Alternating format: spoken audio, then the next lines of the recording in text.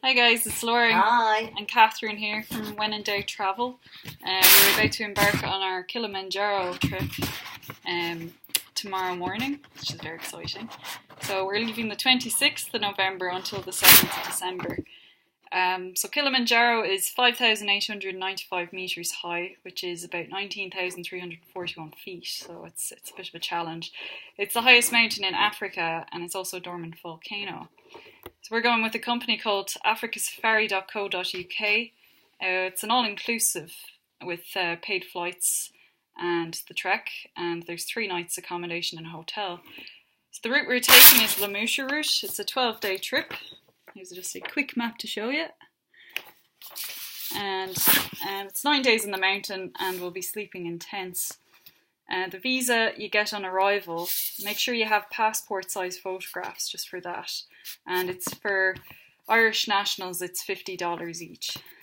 Vaccinations, we got one you have to have. The one that you have to have, no exception, is yellow fever. You won't let you in without it. No, not at all.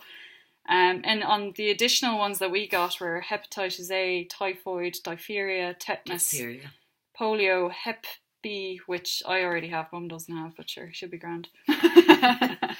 We're taking malaria tablets as well. We had to take them a couple of days before, during, and obviously after the trip. So we're on Malarone. That's for malaria. Prophylaxis or something? Yeah. We also got altitude sickness tablets called Diamox. So we start taking those a day before we trek up the mountain. So you have half a tablet in the morning and half in the evening. Type of training, if you're wondering what we did. I personally hiked Ireland's 32 county tops, along with a few different camping trips, and was walking about 3 to 5 times a week, along with doing some yoga each week and going on the odd cycle and the swim. So it was handy enough. The cost of the trip, we put a deposit on our trip on the 29th of January, so that was about £600 sterling. And then we had to pay the rest by the 26th of September, so it was 4,668. So all up for 2 people, flights included, was £5,268, which if you convert that to euro, it's €5,954. So we'll just kind of break down a couple of the costs. So for our injection shots, both of us went to the GP together. It was €180. Insurance cover for like travel insurance on our trip was €98. We got a battery charge, which is like a little battery dock. This one here, it just charges phones and watches. I've got kind of like a solar watch and stuff. That was about €50. The car park, so for the airport, we just decided just to drive up to Dublin Airport. We're going with Quick Park. They're dead handy. That's all included. Yeah, it's all included. Wow. So the Quick Park is dead handy. It's 10 minutes to the airport. They've got shuttles going every 10 minutes, really. And that was €72. Spending money, we got out $1,000. So like they seem to go. They have the Tanzanian shilling, but it's not great conversion wise or any worth. So we got US dollars. They also do accept, apparently, I read it up there, some pound and euros, but it's not as widely acceptable as the dollars, of course. So converting that was €919. The tablets, so the malaria tablets and altitude sickness tablets were €88. Duffel bags that we got are €200 for 2 of them, which was good because it's both North Face. Cost of some of the gear, then we did have a lot of our gear ourselves from previous trips, but the gear this time around was about €1,000 for the 2 of us, getting new waterproof jackets, stuff, or puffy jackets and different things. The passport size pictures were actually expensive. I thought it was like €20 for 8 measly pictures, so Mum had to get hers taken a couple of times. Yeah, and you can see from the video why. And like I said before, the visa, it's $50 each, so that's $100. It's about €88. So all up, total cost for plus the 2 people. For tips we have to pay. Oh yeah, we have to pay $250 each, so that's going to be another $500 for tips. But like I have that under as our, the money that we're going to be here. Right. So the total cost all up for 2 people is €8,670. So bad. breaking that down for the 2 of us is €4,335. So I thought we did pretty well. Just a couple of little facts. So we're going to be on Kilimanjaro November, December. So I was just looking it up. So it says these months have perfect visibility at night and during the morning hours, but short rain bursts during the day. Thunderstorms are also common during this period, so that'll be fun. Might get some pretty cool pictures. We're going to get a tall person in front of us. Yeah, we've got rubber boots on. The temperature, so at the bottom, it's between 21 to 30 degrees. It's going to be quite humid, and also there's going to be frequent showers. At the top, reaching Oharu Peak, the temperatures vary between -18 and -26. So, the time going to Finland is going to pay off. The Arctic. Vegetation zones. There's 5 different zones on Kilimanjaro. So from 800 to 1,800 meters, you're in the cultivated agriculture area. So this is where the coffee and banana plantations are. Apparently some of the best coffee in Africa is found there. So that should be nice to try. And that's where most of the rainfall occurs. From 18,000 to 28,000, this is zone 2, which is the forest and jungle area with very tall trees. From 2,800 to 4,000 meters is zone 3.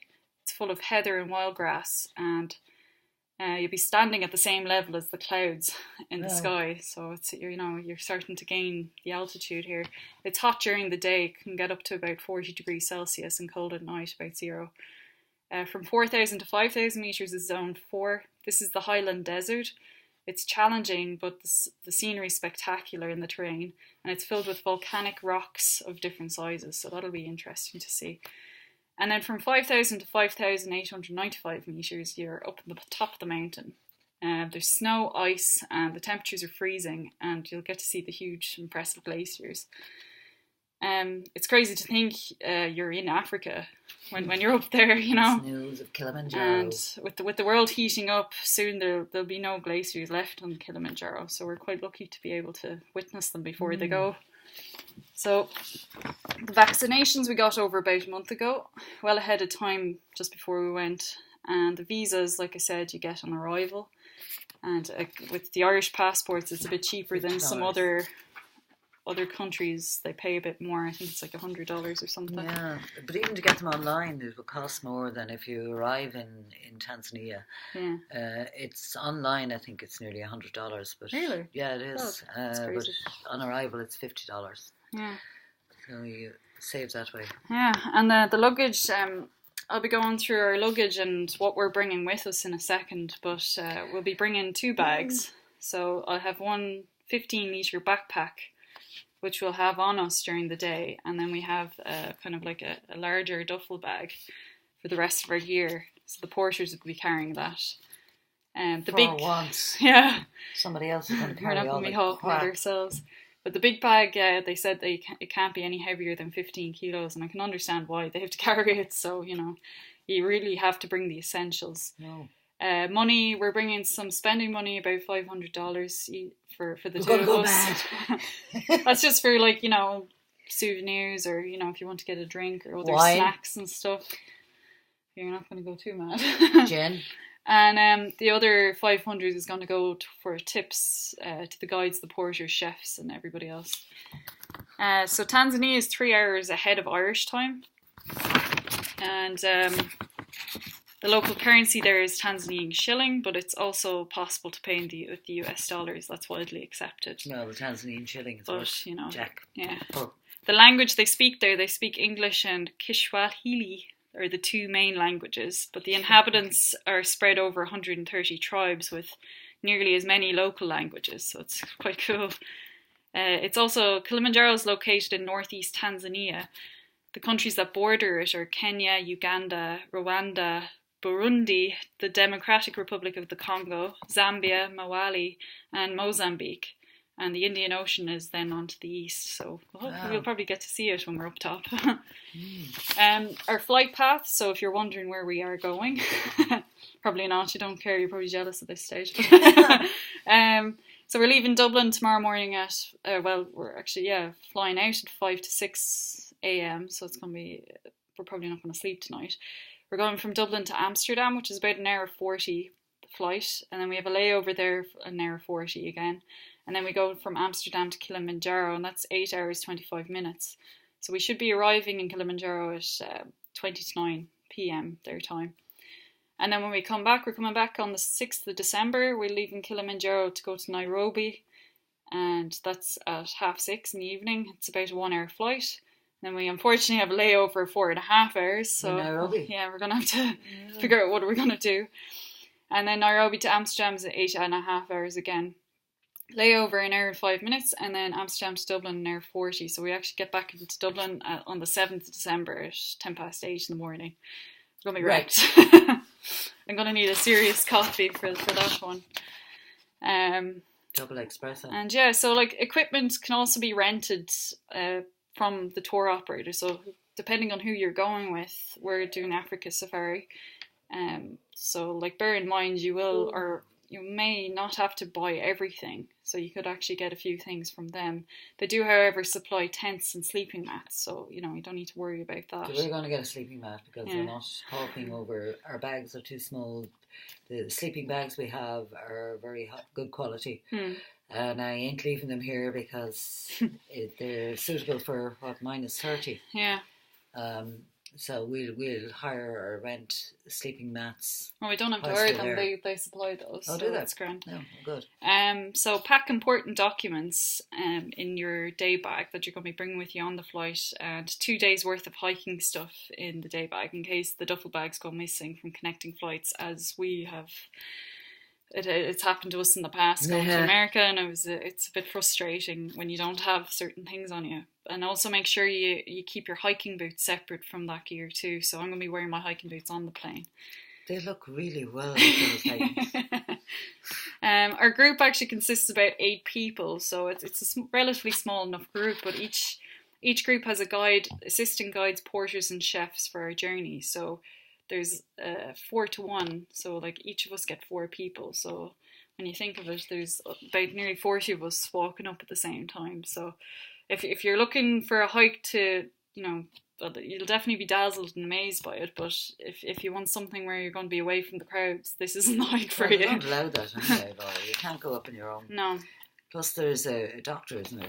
Yeah, and you get a doctor as well. Guy on board. So I'm just going to show you all of the gear that we're going to be bringing with us. Just if you can see on the bed. That's only Laura's. So for tomorrow morning, I've got my nice sleeping thing for the plane, airplane socks, and just a few, just gear to wear on the plane. I'm bringing a reading book. I've got baby wipes. Battery charger packs, camera, torches, all of the electronical stuff that we need. Charger for my watch, charger for my iPad or iPhone or iPod. Mine too. So with the torch, I have another little spare torch, just to have during camp. Obviously, your passport, your money. You have to bring your medical book or the one where you got your yellow shots with you. Passport photos for the visa, some tablets. These are just tablets, malaria tablets, altitude sickness tablets. I have a little first aid kit. I just have a few different things like plasters and Panadols and diuretics, antihistamine, a couple of little things, like even lip balm and pulsatilla, just in case it's good, and burn shield and a few different things in that. Documents, I just kind of printed out a map where we're going. That's our car park thing, just to get into the car park. The ATOL cert, just to insurance. Make sure you're protected on your flights if it could get delayed. Just confirmation bookings with your booking numbers. We have a thing called, it's checkmytrip.com. It's dead handy, it's all on my phone, so I can see if the flight's delayed or anything like that. Insurance covers, and just all information there, just to, if you're confused at any stage, there's contact numbers and emergency, and sure, they're always a phone call away, so never worry. If you're with a good tour operation group, which we hope we are, that's all covered. And then onto this, we've got a little travel toothbrush. It's handy to bring with you. Small toothpaste, just pop over this side. Shampoo, conditioner, travel style. Boots is great for all of that, even a little deodorant. Hand sanitizer. Mosquito repellent, which is a must. God, yeah. We probably should get a couple of those because no one else. Might get some in the airport. Factor 30. Factor 30 or higher is probably recommended for Africa. Knowing, well, from my experience of going to Zambia 12 years ago, Mum gave me factor 4 and I nearly died. Vitamin C tablets. Just, you want to keep yourself as hydrated as possible when you're going up to altitude. We've got a couple of Ziploc bags, just put maybe even some of our electronics in if it's going to be wet. Just a black sack for dirty clothes. Spare batteries. This is our little mascot. Brought him on the PCT. So maybe spare hair ties. Another kind of bag. See, I've got a couple of these little bags you can put stuff into. So the shoes wise, I've got a pair of runners, a pair of sandals, and my hiking boots. And my socks. Then we have my hiking poles. I've got about 2 or 3 T-shirts. Two t-shirts. I've got 3 long sleeve layers. You can mix and match all of this stuff. I've got thermal pants and another pair of pants just for camp. After a long day, you want to get out of your hiking pants. Cap, 2 nice fleece layered beanies, because you know when it gets up to the top you want to be covered, kind of like a balaclava or duff, what do you call these guys? Okay. A buff. My hiking pants. I've got about a week's worth of underwear, 2 bras, and oh yeah, if you're staying in the hotel as well, or you know you're going off, we're not really doing any safari or anything after, but the hotel has a swimming pool, so just swimming togs. Another nice fleece layer, and this is our puffer jackets. Sleeping bag. Good sleeping bags. Back over to this side. There's more fleeces there, I hope. Have you anyone? Toilet paper, spare toilet paper. It's good to have. So I've got waterproof pants, waterproof jacket, and gloves. These ones are lovely and warm. They're waterproof as well, so when you're getting up into the snow areas. And glove liners. I found the other mitten things. We have gaiters. Again, that's just more underwear, and socks. I have about 6 pairs of socks. I've got like a really long pair of socks already for the summit night because it'll be extra warm. This one is a travel towel. It's handy and easy to pack up. Waterproof jacket, scarf, sunglasses as well is another important thing. I have a little diary as well. I'm just going to be keeping notes. Yeah, waterproof duffel bag. This is my day bag. This is my 15-litre bag I'm going to be bringing. I also have about a litre bottle for water, and then I've got a platypus that will carry about 3 litres of water. You just, like I say, it's very important to keep hydrated. And then this one is a nice North Face duffel bag. It has to be waterproof as well, just in case when it's on transit. And there's one a lock as well. I think we've got attached somewhere underneath all this stuff. Ah, there it is. So just like a simple plain lock that you know yourself. And just a bit of reading material.